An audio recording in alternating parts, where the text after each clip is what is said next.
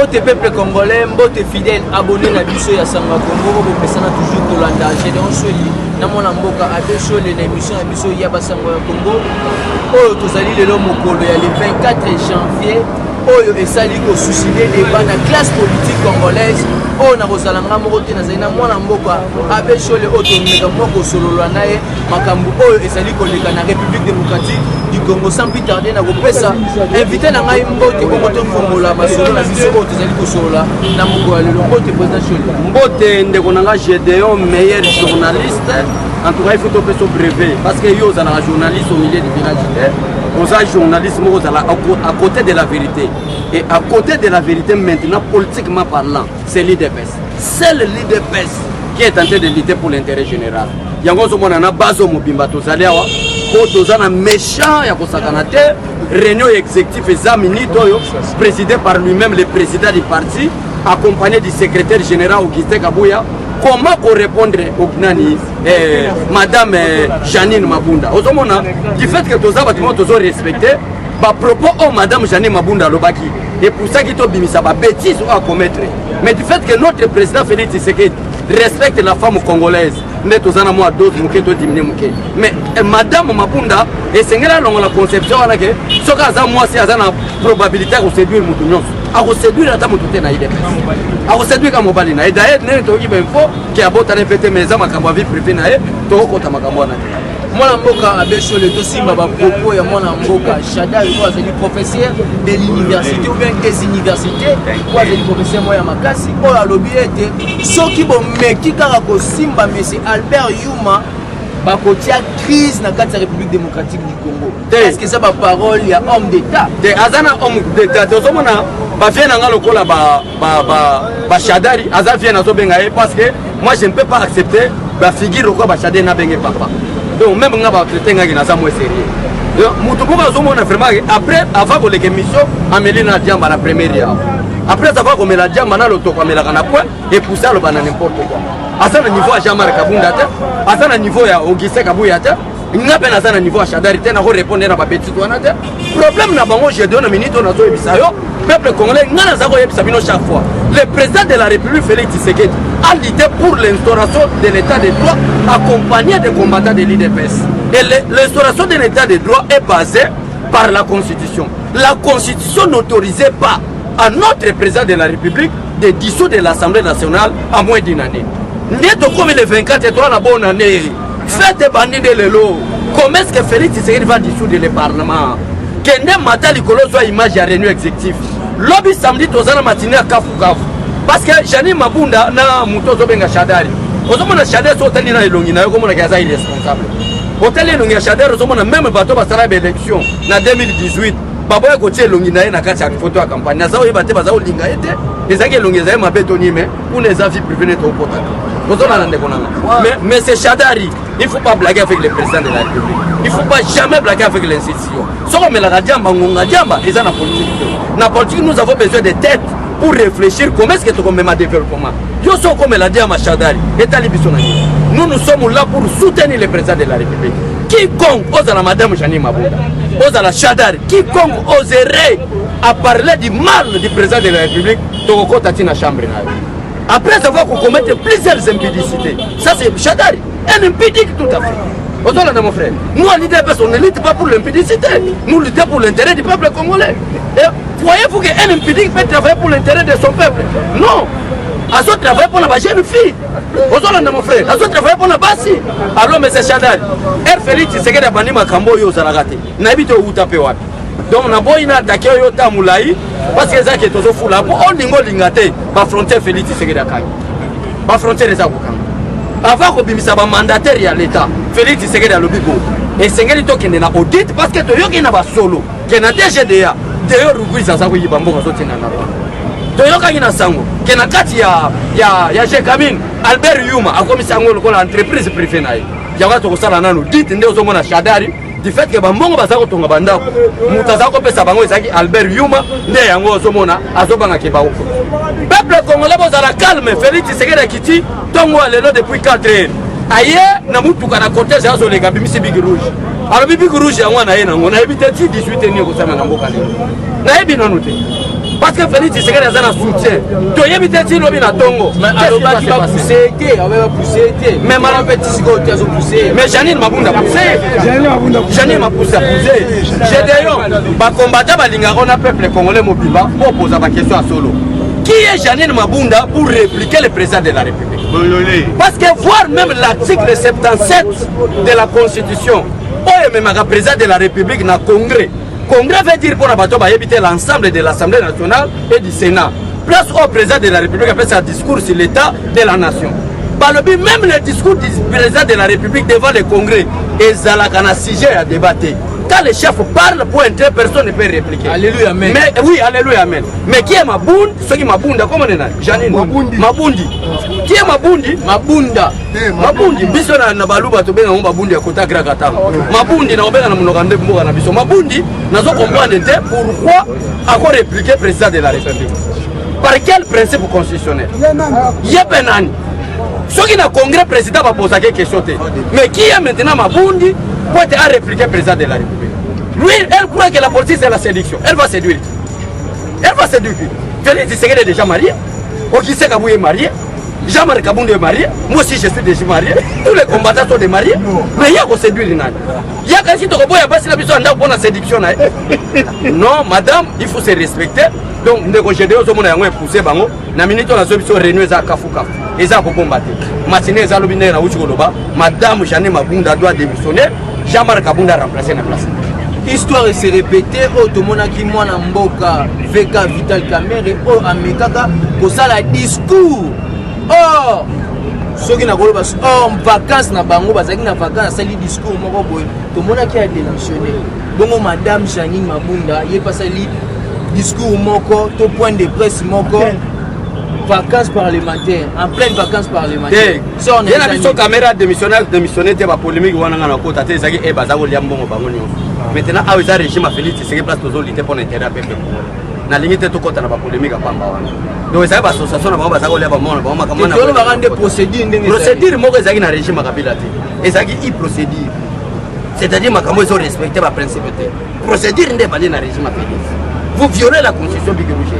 Donc makambo tozo même na Janine Mabunda. Et ça des Big Rouge au Félix Tshisekedi à Lobara na Londres.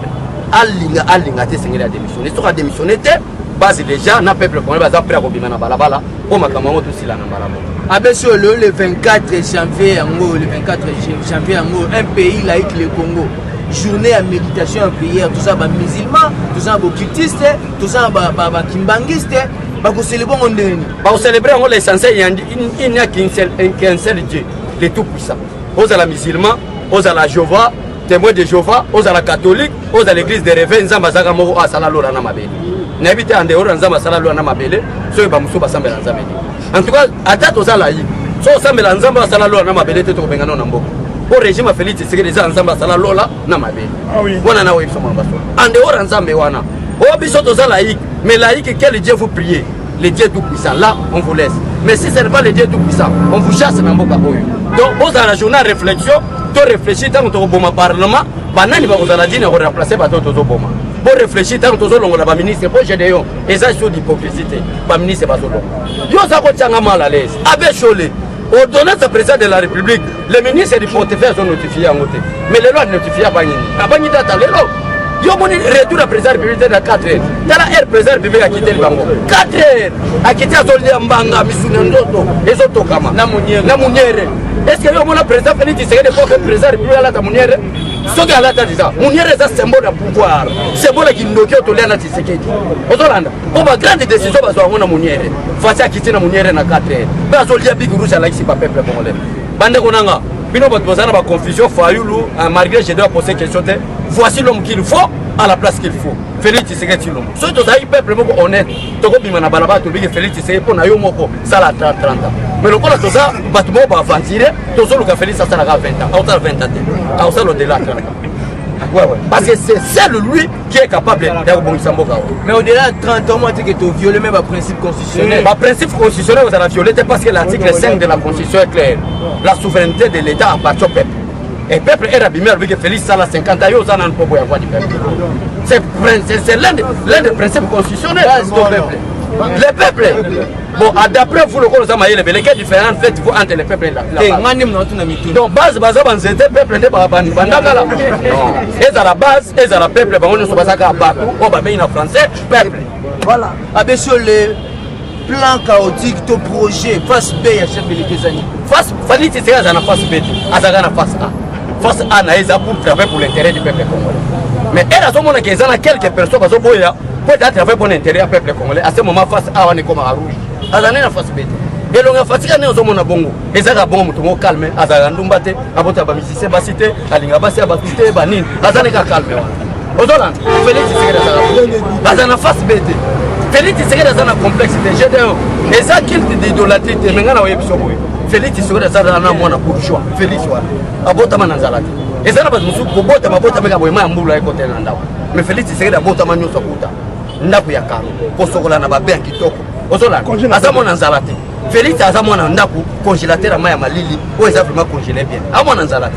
Donc, ce que nous avons fait, c'est que nous avons fait une mission ensemble. Pourquoi nous avons fait la mission? Pourquoi nous avons fait la politique?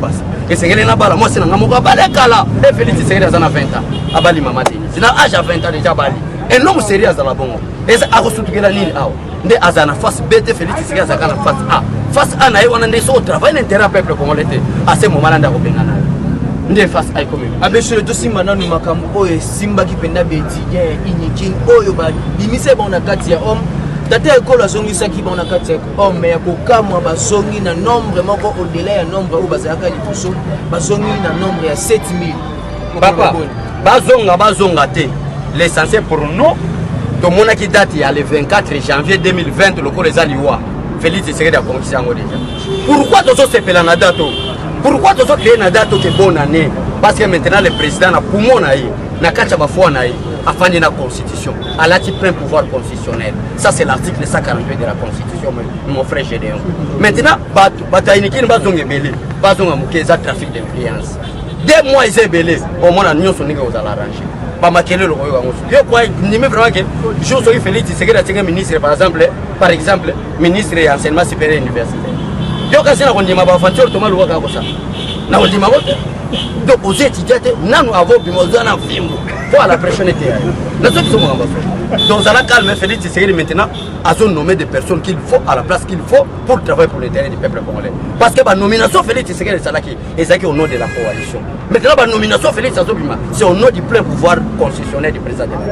Abeshe le Okolobert Bayi politique nini bazali kolanda bazali accompagner chef de l'État na libulu a aussi déjà une année à pouvoir na baimboka onyoso bazali désespéré pour ça ba on y trouve na suka peuple congolais ceux qui mieux vaut kufano que ça la désespéré donc on la désespéré bolinga ki boza la désespéré et Kabila ça président mboko bolinga boza la désespéré et Mobutu azo diriger mboka maintenant il y a quelqu'un que vous connaissez sa mère et son père et le quartier où il habitait. Mais pourquoi vous allez désespérer? Félix Tshisekedi Ayebani, Congolais d'origine, de mère et de père. Vous n'avez pas parlé. Maman Martha Sao, on a limité. Quel est le moment que Félix Tshisekedi a porté la famille à complexité? Maman Martha Tshisekedi est dans la cité de l'Union africaine. Abino, pour les gens d'Akwa Moussala, Nazananda qu'on a limité résidentiel. Bakanga peut limiter résidentialité. Bato baza permis à voisin, Maman Martha Bakenda Wenze Babimaka, Bakotaka.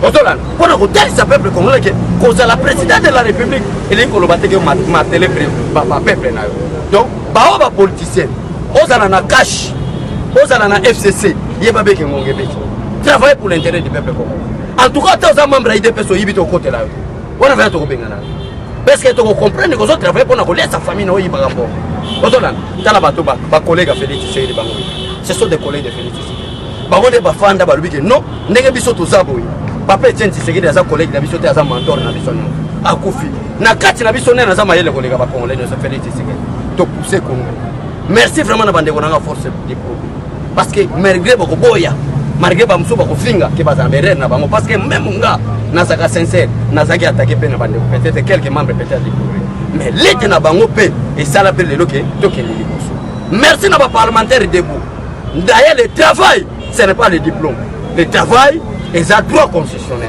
Oh nous ça littéralement Félix Tshisekedi de ton ministre. Attends le français te dire ngala ni ata biloko to. Amen. L'essentiel les français te. l'essentiel ezali gestion malamu pour l'intérêt ya peuple na même Chine eza développé te mpona français Chine eza développé na langue nationale na bango pourquoi pas biso todéveloppe Congo na Chiluba pourquoi pas biso todéveloppe Congo na Kikongo pourquoi pas biso todéveloppe Congo na Swahili ou bien na Lingala car il faut français ça c'est non donc combattant de l'IPS et un message fort cause de la complexité d'ailleurs Kabila est mon frère et l'autre Kabila même a resté dans mandat et ça va changer par professeur d'université à des imbéciles pour Kabila le qui clair alors que non depuis mon mandat je suis en train de chercher 15 bons collaborateurs que je n'ai jamais pu aux mon frère mais 15 collaborateurs a fait et ça va bateau va négliger va combattre donc combattant il dépend sur l'andanga que ce soit à la diaspora congolaise que ce soit à l'intérieur du pays cause de la complexité diplômée ma plan depuis 1980 les autres bandent langue à zéro parce que tu comprends que vous avez des kébélés donc il y a des années la carte IDPS place autorité tu bengani un étranger à la tête du pays le nom en mboka Congo na moment tu so bengana la bila batu bazo ba état bolé kisata mais tala lelo ba combattre ba fandi batu musu bazo travailler donc ngana ko sepela bazo bengana pe ba wande o ba sena ba institution et bon yo so bangani yo nyo sa yebi ka za Burundi za Rwanda olongo tout ça qui politique ba benga la politique du Congo et le rénal comment flatter pour qu'on soit pouvoir maintenant on a eu le pouvoir de bimisi ça ba américain va soutenir biso nzambe na lola soutenir biso peuple congolais a soutenir biso bibundele makasi na mbo tozo benga na bango zala calme donc bala mboka bo zala posé fatia kitaki na 4 heures lelo qui vivra verra sambela nzambe sunganga mikolo atana zombela na belate na yeba ba big rouge fatia ozala na papa boko regretter bomoni fatia ke ozwa mona mo boya zane ka D6 a comme service ministre affaires étrangères beaucoup regretter le mot azozo asiko yo professeur d'université pour la fraction kenda ko yekola pe expliquer que français na papaya pour to sa diplomatie donc na sabo ministre affaires étrangères men défendre wa ko yiba mo fanda na za protocole pour na yo quoi c'est fini mboka na biso sokende bon no boza na bino calme mboka na biso ko ngishelo mais ngala on peut se conseil continuer na musala o ali Félix Tshisekedi aso aba na futa muta suka ta $1000 est-ce que yo ko ni moto tika la journaliste to ke na ba entreprise so merci beaucoup.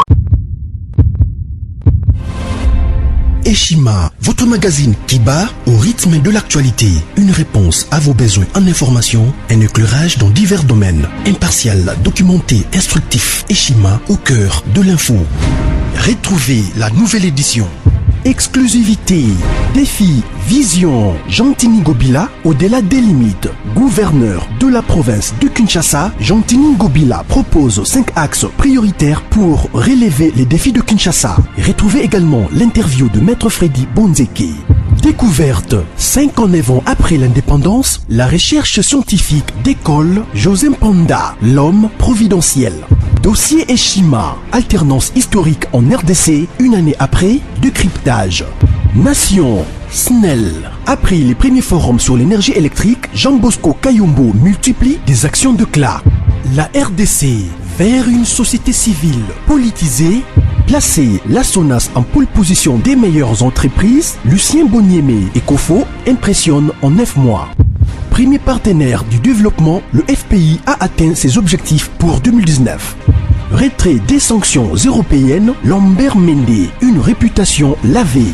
Dissolution de l'Assemblée nationale, les contours constitutionnels. Retrouvez l'intégralité du magazine Eshima dans les kiosques. Eshima Magazine, un nouveau standard d'information.